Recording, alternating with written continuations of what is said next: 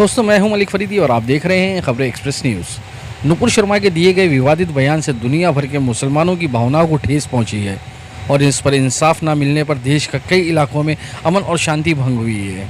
इसको नज़र में रखते हुए मुंबई के अमन पसंद नागरिकों ने मुंबई के अंजुमन स्कूल में अमन और शांति को लेकर एक सभा रखी।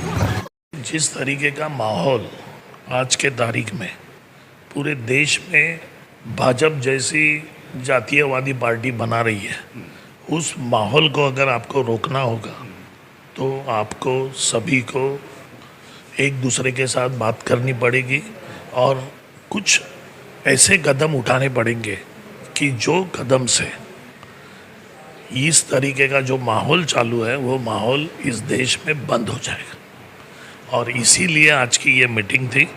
इस मीटिंग के अंदर अलग अलग सामाजिक स्तर के लोग आए हुए थे। हम इस मीटिंग में उसके लिए आए थे कि हम इस देश में, इस महाराष्ट्र में सुख और शांति चाहते हैं, अमन का चयन चाहते हैं। हर इस महाराष्ट्र का एक एक बच्चा जो साथ में रहना चाहता है, जो इस तरीके का माहौल पसंद नहीं करता, उनको उनकी जो आज़ादी है वो हम देने के लिए और उसके लिए क्या करना पड़ेगा, उसके लिए हम आज यहाँ आए थे। और हमने ये बता दिया है कि कांग्रेस पार्टी ने इस देश को कभी भी जोड़ने का काम किया है, इस देश को तोड़ने का काम हमने कभी नहीं किया। तो आज की जो ये मीटिंग है, इस मीटिंग में हमने ये कह दिया है कि कांग्रेस पार्टी कभी भी जो जोड़ने का काम है, इस देश को जोड़ने का काम है, उसमें कभी भी अग्रेसर रहेगी। जो भी काम रहेगा उस काम में साथ में हाथ बटा के हम काम करेंगे।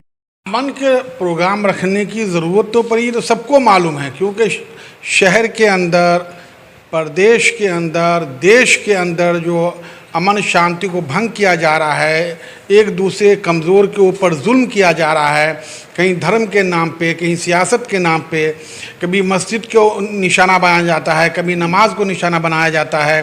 तो इसके लिए हमने ये सोचा कि अमन शांति ज़रूरी है और हमारा देश जो इंडिया है, हमारा देश जो भारत है, इसके अंदर जो है अमन शांति ही से हम जालिम को शिकस्त दे सकते हैं। इसलिए हमने कोशिश की है कि ये प्रोग्राम जो आपने देखा, यहाँ पे सब लोग हैं, लेकिन अब ये प्रोग्राम को आगे लेके हर मोहल्ले मोहल्ले पे, सर्कल पे जो है अमन शांति के पैगाम को हर घर में पहुँचाया जाएगा। नहीं, हमको लगा कि मुल्क में शांति अमन होना चाहिए, भाईचारगी होनी चाहिए, क्योंकि जो माहौल बन रहा है तो कहीं ना कहीं ऐसे वारदात नहीं होने चाहिए। उसको किस तरह कानून और कानून व्यवस्था और हारमोनी किस तरह बनाई जाए, उस सिलसिले में बातचीत थी। जिस तरह से अंग्रेज़ों से लड़ते हुए महात्मा गांधी ने अपने विचारों को जनता के सामने रखा था, उसी रास्ते पर चलते हुए उनके पोते तुषार गांधी ने प्यार और मोहब्बत के ज़रिए अमन और शांति कायम रखने की जनता से अपील की है। जो माहौल बन रहा है और बनाया जा रहा है हमारे मुल्क में, उसको काउंटर करना बहुत ज़रूरी है और उसको एक अलग अंदाज से काउंटर करना ये आज की बहुत अहम ज़रूरत हो गई है। इसीलिए ये डायलॉग इनिशिएट करना बहुत ज़रूरी था और जगह और जो ग्रुप हुआ उसका मैसेज जाना भी एक बहुत इम्पॉर्टेंट चीज़ है। इसलिए हमने ये सोचा कि कहीं से शुरुआत होनी चाहिए। जो इंसाफ के नाम पर गरीबों के घर पर बिल्डोजर चलाए जा रहे हैं, उस बिल्डोजर चलाने में लोगों के दिल में और नफरत बढ़ गई है, तो उसके बारे में क्या कहेंगे? नहीं, ये एक स्टेट स्पॉन्सर्ड टेररिज्म का एक्ट है। जैसे मॉब लिंचिंग हुआ था, वैसे ही ये जो बुलडोज़र है वो एक गवर्नमेंट का लिंचिंग का प्रकार है और वो एक जुर्म है और उसके लिए प्रोसिक्यूशन भी होना चाहिए और उसके बाद जुर्माना और सज़ा भी होनी चाहिए, क्योंकि हम अभी भी एक कॉन्स्टिट्यूशनल डेमोक्रेसी है और कॉन्स्टिट्यूशनल डेमोक्रेसी का मतलब होता है न्याय का राज, कानून का राज। और इस तरह से ऐसा तरीका जो एक्स्ट्रा जुडिशियल हो, जो एक्स्ट्रा कॉन्स्टिट्यूशनल हो, उसे बर्दाश्त नहीं किया जा सकता। क्या मुसलमान अपने हक के लिए प्रोटेस्ट भी नहीं कर सकता? Protest is an integral part of a democracy. लोकतंत्र में विरोध करना लोकतंत्र की सेहत के लिए बहुत ज़रूरी होता है। इसलिए किसी को भी विरोध करने से रोकना वो गैर लोकतांत्रिक बात होगी। क्या देश को अब गांधी जी के आदर्शों पर नहीं चलने की जरूरत है? क्या गांधी जी के उन रास्तों को जो उन्होंने सत्याग्रह वगैरह किया था उस पर नहीं चलने की जरूरत है?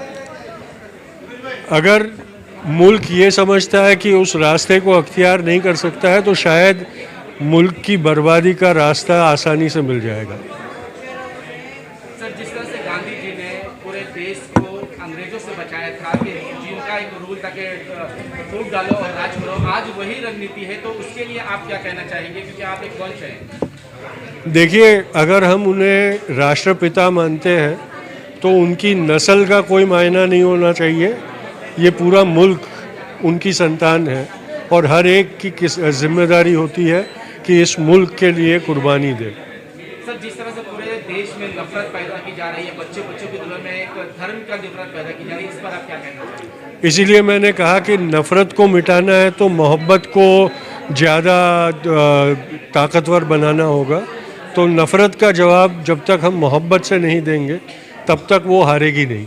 लेकिन सर, आज का माहौल ऐसा बन चुका है कि आप मोहब्बत में जब जाओगे तो मोहब्बत का भी गैर फायदा उठा दिया जा रहा है। जब अंधेरा सबसे गाढ़ा होता है तभी एक रोशनी की छोटी चिंगारी भी हमें आशा देती है। सर, आज के इस मीटिंग से आप क्या पैगाम देना चाहते हैं? बस जो मैंने कहा, नफ़रत भारत छोड़ो। मुंबई के वरिष्ठ और विद्वान नागरिकों ने अपने विचारों के जरिए मुंबई में अमन कैसे कायम होगा और कहां से गलती होने पर यह अमन भंग हो रहा है, इस पर खुलकर बात की। मुस्लिम रास्ते पे नहीं आए, वो बहुत ही बढ़िया काम उन्होंने किया, क्योंकि ये लोग यही चाहते हैं कि बुलडोज़र हम घुमाएं, आप रास्ते पे आ जाओ, आप हमारे से बहस करो, आप हमारे ऊपर पत्थरबाजी करो, हम आपको गोलियां मार के मार डालेंगे। ये वही चाहते हैं। तो जो मुस्लिम समुदाय ने ये जो काम किया नहीं है, ये बहुत ही बढ़िया काम किया है और इसी तरीके से इनको जवाब देना पड़ेगा। दिमाग से जवाब देना पड़ेगा, पत्थर से नहीं। पत्थर क्या जवाब देने जाओगे, मारे जाओगे। दिमाग से जवाब दोगे, जीत जाओगे। सच में मैं मानती हूँ कि जब ये सारी चीज़ें देश भर में चल रही थी तो मुसलमान रास्ते पे नहीं आए था। आप देखो, जब वो कश्मीर वाली बात आई तब भी नहीं आया। यानी समझदार हो गया है, यानी वो मानता है कि इस देश का एक नागरिक के नाते सवाल उठाकर आगे बढ़ना और हर कोई उस नागरिक के नाते एकजुट होकर आगे बढ़ेगा तो मुझे लगता है कि ये सारे मसले नहीं होंगे। मुंबई शांत है, महाराष्ट्र भी शांत है। डेफिनेटली शांत इसलिए भी है क्योंकि हम चीज़ों को समझ रहे हैं और हमको पता है और इसको वायलेंट होने नहीं देंगे। और मुझे लगता है इसलिए वो नारा बहुत ज़रूरी है कि भारत नफरत हो, भारत छोड़ो। हम हिंदुस्तानी मुसलमानों को यही कहेंगे कि हर हाल में अमन शांति बनाए रखें, हर हाल में अपने बिरादरान वतन को लेकर साथ चलें। ये मुस्लिम हिंदू वो करना चाहते हैं, मुस्लिम हिंदू ना हो। अपने बिरादरान वतन, चाहे वो हिंदू हो, क्रिश्चियन हो, सिख हो, ब्राह्मण हो, दलित हो, हम ब्राह्मण के भी खिलाफ नहीं हैं। ब्राह्मण में भी अच्छे लोग हैं, दलित में भी अच्छे लोग हैं, सनातन धर्म के मानने वाले भी अच्छे लोग हैं, गुरुदेव सिख मानने वाले अच्छे लोग हैं। उनको लेके अपना अमन शांति का पैगाम रखें और जुड़ें। हम दूरी उनसे बना लिया, इसका नतीजा ये है कि हमने दूरी बनाया, दूसरे ने और दूर कर दिया।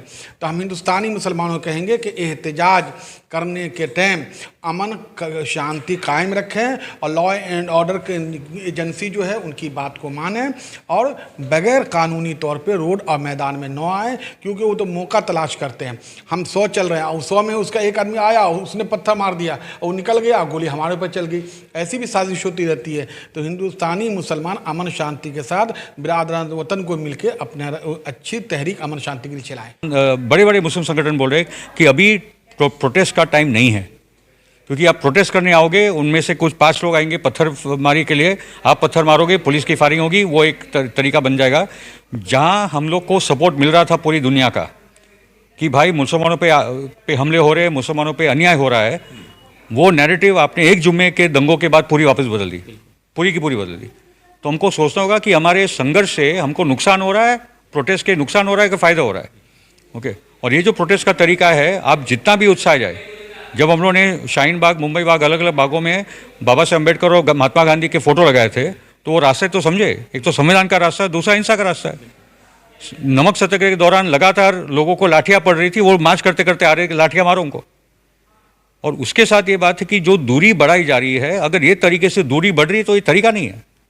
हमको तरीके वो ढूंढने होंगे जहाँ हमारे प्रोटेस्ट के माध्यम से हम दूसरे के कॉन्शियंस को ललकार पाएंगे। जो हमारे साथ हो रहा है वो गलत हो रहा है, आप समझे। जो CNRC के दौरान काफ़ी हद तक हुआ था, इसलिए मोदी और अमित शाह को पीछे हटना पड़ा था CNRC को लेकर, जैसे किसान आंदोलन को लेकर उनको पीछे हटना पड़ा था।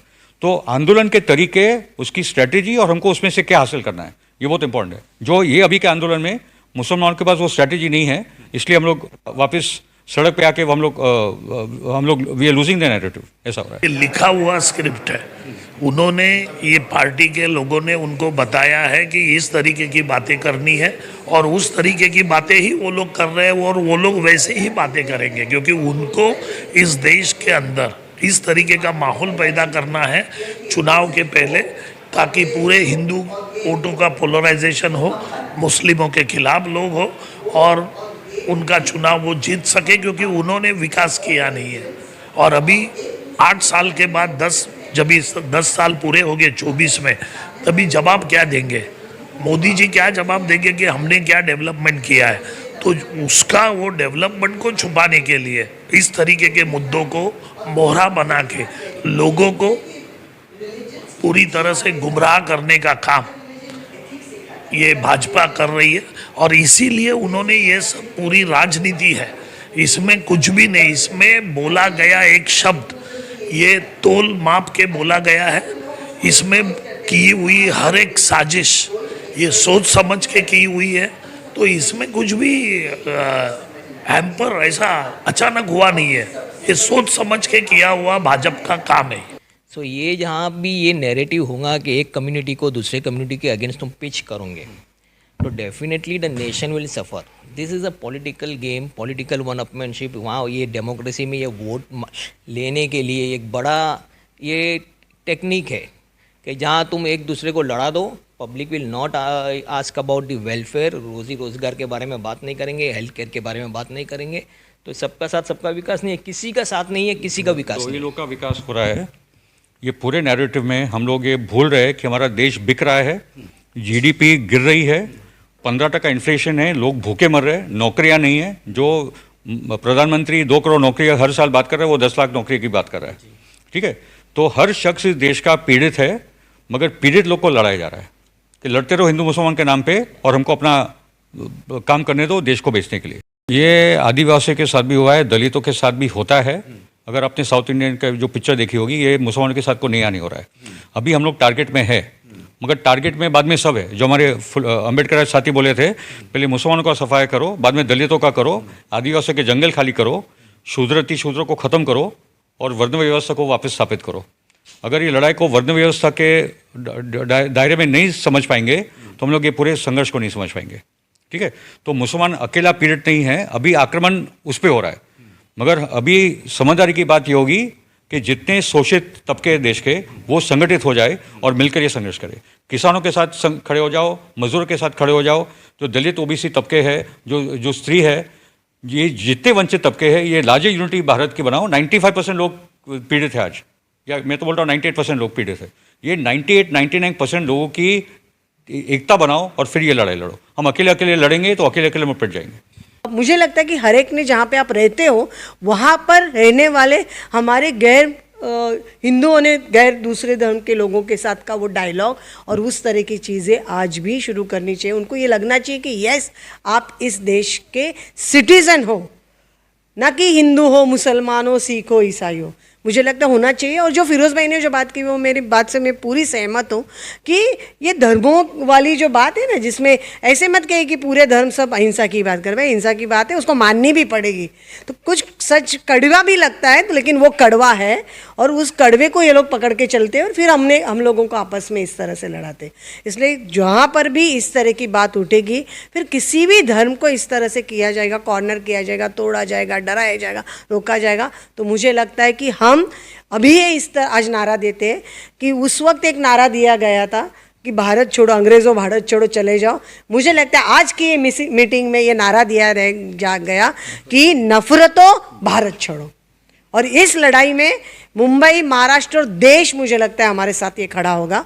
और यही नारा लेकर हमको जाना चाहिए सबके बीच में कि नफरतों भारत छोड़ो, हम प्रथमता भारतीय और हम मतलब अंतिमता भारतीय, इस नारे को लेकर आज के बाद हम लोगों के बीच में जाए। इस कार्यक्रम में आए सभी धर्म के लोगों ने अपनी अपनी बातें और कारात्मक विचारों से लोगों को अमन कायम रखने की सलाह दी और कहा कि अगर देशवासी नफरत छोड़ के प्यार और मोहब्बत कायम करेंगे तो पूरे देश में अमन शांति कायम हो जाएगी। मुंबई से खबर एक्सप्रेस न्यूज़ के लिए मैं मलिक फरीदी।